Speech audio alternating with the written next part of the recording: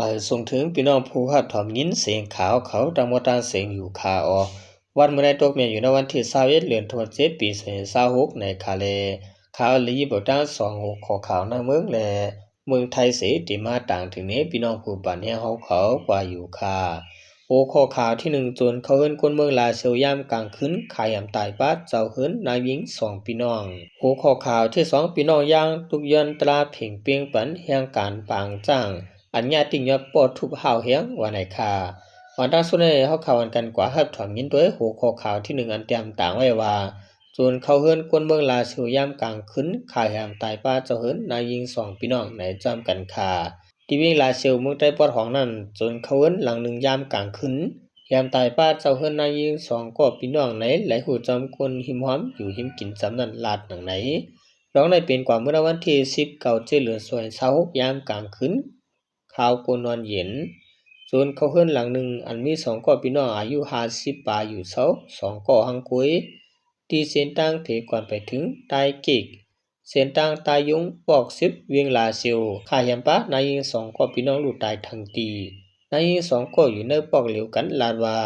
มีขา2ก็พี่น้องอยู่จ้องกันก้อยขานั้นอาสากหมอกขิมหาเสียนในเป็นคนมีเงินออกเขาตีหัว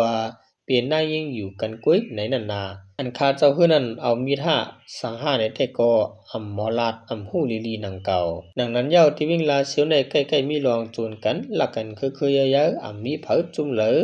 ลำติงยับเอาเรื่องเอาเล่าปันสังแลคนเมืองหนังกันไล่จอยกันหาลำติงยับโจรและผู้หลักหางก้อยกลางคืนป่นมาเหมือนในวันที่13เสร็จเหลือนในก็นางยิงก่อหนึ่งถูกโจรป้ากว่าจำเงิน40แสนปลายตีวางเฮิมินหิมตึงซึกมานฟามาคานั่นเหมือนกันป่นมาเหมือนในวันที่7เหลือนตีปอคาวิ่งลาเสียวนั่นก็ศูนย์เขาเฮือนและเจ้าเฮือนเอามิดเอาแล้วนำพันผู้ให้อันเป็นคนใจ3ก็ผู้ตาย1ก็และหู้หนึ่งในเหมือนกันลองโจนกันพันกันติงยับตูเยาเจ้าถูขึ้นจะในใกล้เป็นเคยเยอะภายซึกมาแลซึกเจ้าคือจุ่มปฏิการเมืองจุ่มเลยก็อำหันเฮ็ดปันสังว่าในขาอสังเจอว่าพี่น้องเขาคาอยู่ในปืนตีอำมีลองห่มรวมปานซึ่งสังเจอว่ามีเลี้ยวอำนั้นมีกวางแค่นดีค่ะเนาะไปจำที่นอนเจ้าเก่าสังเจอว่ายามกลางค่ำกลางคืนมาอานำใจคนเฮือนเฮานั้นเขาเฮือนมาบ่ได้จึงเฮาขาจางติเกตเขตตูเลยง่ายในขาอ10เสนอเฮาข่าวกันกว่าทำด้วยหัวข้อข่าวที่2ต่างเมืองไทยเตรียมต่างไว้ว่า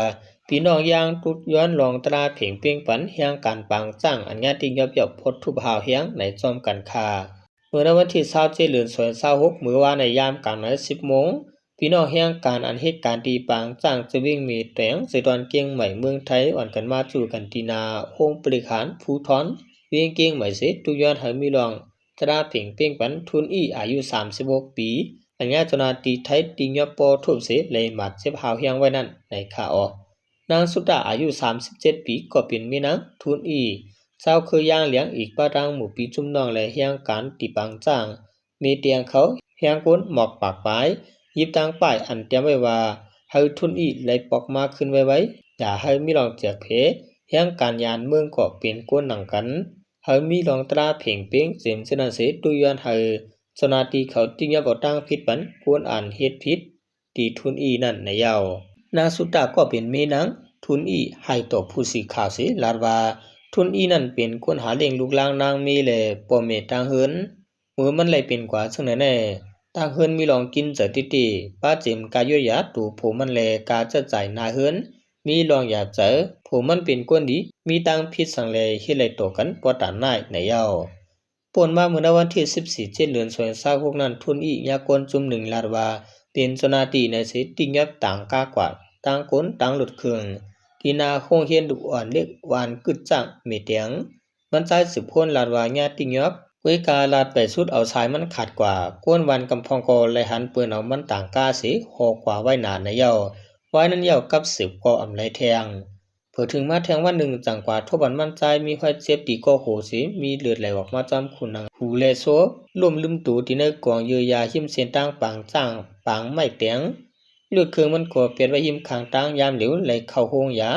ควางICUยังไปหู้ตัวก่อนนายจางไม่เลี้ยงเขาก็กว่าถึงรัดไว้เจ้าหน้าที่ปลายมกะปืนเผาไว้ว่าเผาหู้จักคนหายที่ปันสู้เงิน50,000 วัตต์ในเสก่อน ย้อนปืนสีเขาออกกว่าละลายตีเสร็จถึงมาในวันที่19บริขารตับเปิลลิ้นหมาย33ออกลีกว่าในคำคืนนั้นมีเจ้าหน้าที่เขาตุ้งหนึ่งว่าอยู่ตียอมนั้นผู้ไล่เฮ็ดผิดในนั้นตึกทัดทวงเสียเดียวตั้งผิดปันกว่าว่าไหนในข่าวว่ายามเดียวปริกเปิลลิ้นหาโกอันตกปุนพรคำคืนนั้นมามอบตัวที่ห้องบริขารเขาลาดว่าอำไลบ่ถูกเฮ็ดให้มันใจมือเขาตั้งหลานั้นมันใจอำมีไว้ดูแลอ่างห้องกว่า7ติดตับเขาก้อยกามันใจจอกตกหรือกาหังมันเขาก็เอาลูดเครื่องชาลงปันหิมต่างนั้นก้อยในยอก้อยกาในสื่อตวงวงทัดสางว่าพอจอกตกก็ติเลยมีห้อยเจ็บซ้อมแขนซ้อมขาตูคิงก้อยกาอันได้ซ้ำตื่นมาเจ็บติโกโหก้อยบ่ฮู้ว่าคนจอกตกก็เฮ็ดสังอามาตุสิจวยส่งปันที่ห้องยาว่าไหนเจ้าหน้าที่ห้องบริหารผู้ทอนโคราชว่าเด็กครึ่งปองปันเฮามีลองตราเพ่งเปียงปันตอนตะทุนอีอยู่ว่าในคาออในก็ที่เป็นพี่น้องย่างเลี้ยงในคณะพี่น้องเจ้าคือต่างเจ้าคือในก็เปิ้นเตรียมปล่อยเปียดกันคณะอำเหมือนพี่น้องไต้เอาค่ะพอค่ะมาด้วยเปิ้นให้จริงพี่น้องไต้เอาค่ะในสังชื่อว่าเพิ่มมักมีหลีเปียนในก็อยู่กัดๆเย็นๆหางกุ้ยซึ่งนั้นค่ะเนาะอันว่าที่มอช่วยเตรียมกันนั้นก็จะว่ามีค่ะเนาะก้อยก็ว่าที่เป็นกำก้อยในค่ะเดือนสุดมาขอบใจอย่านำถึงพี่น้องเขาเจอเป็นผู้เตรียมข่าวและผู้ทำข่าวเขาตั้งหมดตั้งเสียงอยู่ค่ะเหมาสูงตั้งเสียงค่ะ